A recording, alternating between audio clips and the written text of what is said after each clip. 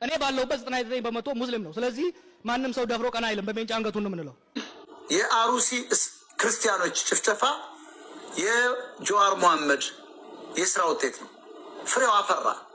ሲቀሰቅስ የነበረው በሉት የነፍጠኛ ሲል የነበረው ለቆ መውጣት አለበት ሲል የነበረው በሜንጫ ነው ምንለው ሲል የነበረው በእኛ አካባቢ ሙስሊም የሚበዛ ሲል ነበር። አሁን እዚያ ደከም ያለውን ክርስቲያን አማራ የገደሉት የጀዋር ስራ ነው። ትናንት ሳይቃጠል በቅጠል ብለን የጮህንበት በቸለተኝነት የታለፈው እኔ ባለሁበት 99% ሙስሊም ነው፣ ማንም ሰው ደፍሮ ቀና አይደም፣ አንገቱን በሜንጫ ነው የምንለው የሚለው የጀዋር ንግግር በይፋ ክርስቲያኖች ላይ የታወጀ የፍጅት ነጋሪት ዛሬ ላይ ፍሬው እየታየ ነው። በእንቁላሉ ጊዜ በቀጣሺ እንዲሉ የጥፋቱ አዋጅ በአደባባይ ሲታወጅ ሁሉም ዝም በማለቱና ለጩኸታችን ጆሮ ባለመስጠቱ በአንድ ቦታ የተጀመረው የእብሪት ተግባር ብዙ ቦታዎችን አካሏል። በርካቶች ክርስቲያን በመሆናቸው ብቻ ተለይተው በሜንጫ አንገታቸው እንዲቆረጥ፣ በሚዘገነን መልኩ እንዲገደሉ፣ ተወልደው ባደጉበት ሀገራቸው በቤተሰቦቻቸው ፊት አስክሬናቸው መሬት ለመሬት እንዲጎተት፣ ከነነፍሳቸው በአሰቃቂ ሁኔታ በቁማቸው በእሳት እንዲቃጠሉ ምክንያት ሆኗል። እነዚህ ኃይሎች የአደባባዩ ጥፋት አልበቃ ብሏቸው ቤተክርስቲያንን ለማዳከም በሚል የማይሳካ ህልም በውጪ ኃይሎች ከፍተኛ በጀትና በሌላ እምነት ተከታዮች ይፋዊ ድጋፍ ወደ ሌላ ዓላማ ተሰማርተው ከሚያጠፉ ኃይሎች ጋር ጥምረት ፈጥረዋል። የጥፋት ድርጊታቸው በይፋ በመገናኛ ብዙሃን በግብር ከሚመስሏቸው ጋር በተግባር ተጣጥሞ ተፈጽሟል። ይህ መዋቅሯን የመክፈልና የማዳከም የተናበበ ስልት ሁለተኛ ምዕራፍ እየተካሄደ ይገኛል። የመጀመሪያው ጉዳይ የአርሲ ጉዳይ ነው። በአርሲ ውስጥ አንዳንድ ጽንፈኛ አክራሪ ኃይሎች የኢትዮጵያ ኦርቶዶክስ ቤተክርስቲያን ምዕመንንና ካህናት አገልጋዮችን እየገደሉ እንደሆነ በስፋት እየሰማን ነው። ይህን ድርጊት መፈጸም፣ ይህን ድርጊት ማድረግ በሰብአዊ ፍጡር ላይ እጅግ የከፋ ነውርና አመጽ እንደሆነ ሳይታለም የተፈታ ነው። እግዚአብሔር የንጹሃንን ደም የሚጠይቅ የንጹሃን ደም በእግዚአብሔር ዘንድ ጩኸት እንዳለው መጽሐፍ ቅዱስም ይናገራል። ይህ በጣም ጸያፍ እርምጃ ስለሆነ የሚገባችሁ አካላቶች አፋጣኝ እርምጃ በመውሰድ የዚህን ህዝብ እንባና ለቅሶ እንድታስቆሙልን በትህትና ጠይቃለሁ። ሁለተኛው ጉዳይ የመምህር በጋሻው ጉዳይ ነው። የመምህር በጋሻው ቪዲዮ ከ8 ወር በፊት የተፖሰተው ነው። አሁን ለምን ማስጮህ አስፈለገ የሚል ሐሳብ በስፋት የምታነሱ የወንጌል አማኞች እንዳላችሁ አስተውያለሁ። በእርግጥ ከ8 ወር በፊት የተፖሰተ ቪዲዮ ሊሆን ይችላል። አመጽነቱና ጸያፊነቱ ግን ከ8 ወር በፊት ተፖሰተ፣ ከ8 ዓመት በፊት ልዩነት አይፈጥርም። የሻሸመኔ አካባቢና ነዋሪዋ በተቀሰቀሰ አመጽ ምክንያት የቤታቸው መንደድ፣ ከመኖሪያ ቦታቸው መፈናቀላቸው፣ በቦታው ላይ የደረሰው ግፍና መከራ ምንም 5ም 6ም ዓመት ቢያልፈውም አሁንም ግን ጠባሳው ሆኖባቸው በህሊናቸውና በልባቸው ላይ የተጻፈ ሐዘን ያስከተለባቸው ዜጎችና ህዝቦች እንዳሉን መረሳት የለበትም።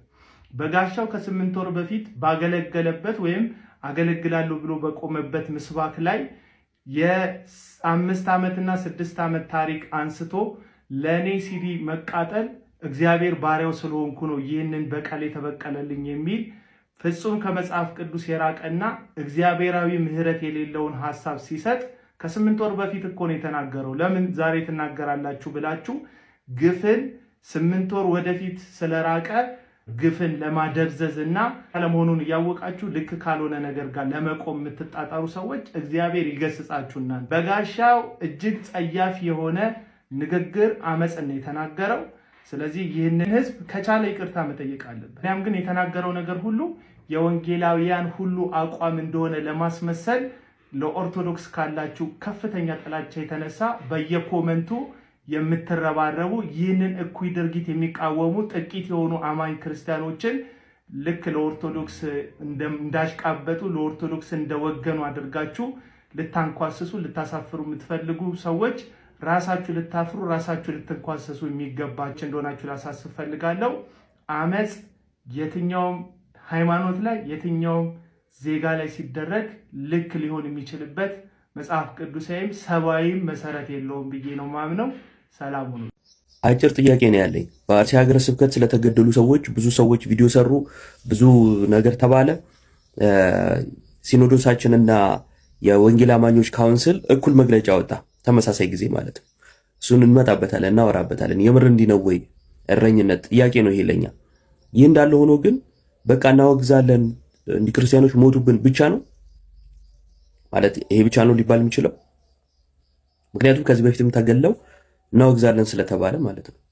አሁንም እንደዛ ከዚህም በኋላ እናወግዛለን ነው የምንለው ወይስ ደግሞ የሚጠየቅ ጥያቄ የሚኬድ አካሄድ አለ? ምንድነው? አልገባኝም እውነት ለመናገር። በነገራችን ላይ የአርሲው ግድያ ሆን ብሎ ታቅዶ እንደሚደረግ የሚያመለክተን ነገር እነዚህ የምትመለከቷቸው ቪዲዮዎች ተቀርጸው ሲወጡ ማለት ሰዎች ሲቀበሩ ሬሳቸውን ተቀርጸው ሲወጣ የምታዩቸው ቪዲዮዎች በሙሉ በድብቅ የተቀረጹ ናቸው። ይሄ ማለት ተከልክሏል። በራሴ መረጃ መሰረት ቪዲዮ እንዳይቀረጽ ፎቶ እንዳይነሳ ተከልክሏል። ትላንትና 19 ኦርቶዶክሳውያን ሞተዋል። ከዛ 26 ኦርቶዶክሳውያን ሞተዋል። መረጃ የሚሰጡን ራሱ ውስጥ በኩል እየመጡ ስማችን እንዳይጠቀስ እያሉ ነው። የኛን ፎቶ አታስገባ ያሉ ነው መረጃ የሚሰጡን። ለምን ይሆናል ይሄ? ለምን ይታፈራሉ? ገደላችኋ፣ በቃ ፎቶ ያንሱበት፣ ያስቀምጡ፣ ለታሪክ ያስቀምጡ፣ ቪዲዮ ይቅረጹ፣ ይናገሩ። ታፍኖ እኮ ነው የሚገኙት። ባርሲ የሚገኙ ኦርቶዶክሳውያን ታፍነው እንደዚህ አፋቸውን አፍኖ እኮ ነው የሚገኙት። እንዴት ነው ሸኔ የተባለ አካል ሸኔ የተባለ አካል ታጣቂ ኃይል መጥቶ ገሎ ቪዲዮ እንዳቀረጸ አያደርግም? ባይዘው ከገደላት ይሄዳል። ለምን? መንግስት አለ ብሎ ስለሚያምን መጥቶ እንዲያጠቃው እርምጃ ስለሚወሰድበት ቶሎ ከዛ ቦታ ያመልጣል። አሁን ግን የተረያለ ነገር አይደለም እኮ ተገደሉ። ከዛ ቪዲዮ እንዳይነሱ ፎቶ እንዳይነሱ ማንም ስለሱ እንዳይናገር በድብቅ ተደብቆ በጅምላ እንዲቀበሩ የተደረገ የሚገኘው ሆይ እንዴ ለምሮ ይሄ የሚሆነው ይሄ ባለበት ሁኔታ አባቶች ዝም ጭጭ፣ ዘማሪያ ዝም ጭጭ፣ ቲክታከሮች ሀገራችን ላይ እኮ ከጥንት ጀምሮ የመጣ ባህል አለ እኮ። አንድ ሰው ሰፈር ላይ ሲሞት ቢያንስ ቲቪ ይዘጋል ቤት ውስጥ ለሁለት ሶስት ቀን። እንዴ ቢያንስ ምንም ድምጽ ባትሆኑ ዘውል አካውንታችሁን ፖስት አታርጉ፣ ምንም ነገር አጀንዳ አታስቀይሩ ፕሊዝ። እና አሁንም ቢሆን ለአርሲ ኦርቶዶክሳውያን በቻልነው አገም ድምጽ ነው ናቸው ዝም እንዳንል። ኦኬ አቶ ኢብራሂም አልተገደሉም ማለት እህልስ እግሩ ይቆረጥ ተባለ፣ ምንም አልተጎዳብኝም ማለት እዛ አቶ ኢብራሂም እግዚአብሔር መልስ ይመልሳል። ጳጳሳቱን ተዋቸው፣ ቤተ ክህነቱን ቤተ መንግስቱን ለክርስቲያኖች ጀርባ የሰጡበት ጊዜ ነው። ኦኬ ቆይቷል። ጀርባ ከሰጡት ባይዘው ቆይተዋል። የጀርባ አሰጣጡ አይነት የተለያየ ነበር። አሁን ግን በደንብ ነው ጀርባ የተሰጠው። ይሁን ችግር የለውም ይሁን። እኛ ሀገራችን በሰማይ ነው። አሁንም ቤተክርስቲያን ትቀጥላለች። ጀርባ የሰጠው ሁሉ ይሞታል። ባይዘወይ ጀርባ የሰጠው ሁሉ ይሞታል። ማንም የጸና የለም አለ እንዴ? የለም እኮ ባይዘወይ። እስቲ ይሁ ኦርቶዶክሲያንን ነክቶ ክርስቲያኖችን ገሎ የቆመ አለ አይታችኋል? የለም፣ ሁሉ ይሞታል። በአርሲ ዞን ለሚገደሉ በየክፍለ ሀገሩ በየሀገሩ ለሚገደሉ ክርስቲያኖች ሁሉ በዘር ይሄ የዘረኝነት ካንሰር ያለብን የዘረኝነት ካንሰር የዘረኝነት ፍቅር ያለብን የዘረኝነት ጡት የምንጠባለን። እናንተን ይሄ አይመለከታችሁ። ይሄ የሚመለከተው ክርስቲያኖችን ነው። ክርስቲያን ዘር የለውም። ክርስቲያን አገሩ በሰማይ ነው። አገሩ በሰማይ ነው ክርስቲያን። ስለዚህ አገራችን በሰማይ ነው። ሁሌ የማይታችሁ ከሆነ እንደዚህ አንድ ልንወስድ ስንል ዘረኛው ይመጣና ይበትናል። ማህተብ አንጠልጥሎ ዘረኛ አለ። ማህተብ አንጠልጥሎ ክፉ አለ። በቃ ሁሌም የሆነ ነገር ህብረት ሲፈጠር በቃ አይኑ የሚደፈርስ ሞልቷል። ስለዚህ አገራችን በሰማይ ነው። አገሩ በሰማይ እንደሆነ ሰው እንሁን አደራ። አገሩ በሰማይ የሆነ ሰው እገሌ ሰደበኝ፣ እገሌ ነቀፈኝ፣ እገሌ በዚህ ወጥቶ እያለ እሹሩር አይፈልግም። አገሩ በሰማይ ነዋ። አገሩ በሰማይ ስለሆነ ሰዎች ቢከተሉትም ባይከተሉትም ሰዎች አብረውት ሆኑም አልሆኑም አገሩ በሰማይ ነው። አገሩ በሰማይ ነው። ስለዚህ ዝም ብሎ ይሄ የሚል መጠመጡ በቃ ዝም ብለው እንዲያው እይታ እንዲያው ቀፉኝ የሚፈልጉ ሰዎች አሉ። እነዚህ በጣም እንቅፋት ናቸው። የድራማ ህይወት የድራማ ህይወት ዝም ብሎ የተውኔት ህይወት የድራማና የተውኔት ህይወት የሚሰሩ ሰዎች አሉ። እዚህ ላይ ቀላጆች እቃቃ ጨዋታ የሚጫወቱ ህይወታቸው ላይ። ስለዚህ ሀሳባችሁን እንዳይበትኑት እንደነዚህ አይነት ሰዎች። አገራችን በሰማይ ነው። አገራችን ቲክቶክ ላይ አይደለም። አገራችን የሆነ ነገር በቃ እንዲያው በዚህ ገብቶ ቲክቶክ ላይ በዚህ ወጥቼ በዚህ ገብቼ ወደዳችሁኝ፣ ጠላችሁኝ፣ ሰደባችሁኝ፣ ያቀፋችሁኝ፣ እንዲያው ሳማችሁኝ፣ እንዲያው በቃ ገላመጣችሁኝ። ምንድን ነው ይሄ? ምንድን ነው ይሄ? ይሄ ገና ኬጂ ያልጨረሰ ማይንድ ሴት፣ ገና ያላደገ ማቹር ያልሆነ አገሩ በሰማይ ያልሆነ ዓላማ የሌለው ሩጫ፣ ክርስትናው ያልገባው ሩጫ፣ የሞቅታ የድራማ ህይወት፣ የተውኔት ህይወት። በቃ ጸንተ ኑር፣ በርትተ ኑር። ስለዚህ እንበርታ እሺ፣ አደራ። አሁን ዓላማችን አጀንዳችን ሁሉ ክርስቲያኖች በግፍ የሚገደሉ አርሲ ላይ ብቻ አይደለም፣ በየክፍለ ሀገሩ፣ በየዞኑ፣ በየከተማው የሚገደሉ ክርስቲያኖች ኦኬ። እነዚህ ሁሉ ለነሱ ድምፅ እንሆናለን፣ ለነሱ ጸሎት እናደርጋለን፣ ወደ እግዚአብሔር እንጮሃለን። የኢትዮጵያ ኦርቶዶክስ ተዋሕዶ ቤተክርስቲያን በረጅሙ ጉዞዋ በተለያዩ ዘመናት በርካታ ፈተናዎች አልፋለች። የሀገር አንድነትን ለመበተንና ለቅኝ ግዛት የተነሱ የሀገር ጠላቶች ሳይቀር እንደና አቡነ ጴጥሮስና አቡነ ሚካኤል ባሉ ስለ ሀገራቸው ሰማዕትነትን የተቀበሉ ልጆቿን ከፊት አስቀድማ እግዚአብሔርን አጋዥ በማድረግ ድል ነስታ ሀገራችንን ከነክብሯና ነጻነቷ ቆይታ እንዳለች ከምተልኳቸው በሆኑ ቡድኖች የደረሰባትን አያሌ ጥቃት ታግሳ አሳልፋለች። ከቅርብ ጊዜ ወዲህ በግልጽ ከፋፋይ ዓላማ እና ተልእኮ ባነገቡ አካላት በመገናኛ ብዙሃን በቀጥታ የሚፈጸሙ ዘለፋዎች፣ ፍረጃዎች፣ ሐሰተኛ ትርክቶችና ጥቃቶች ከዕለት ዕለት እየተባባሱ መጥተዋል።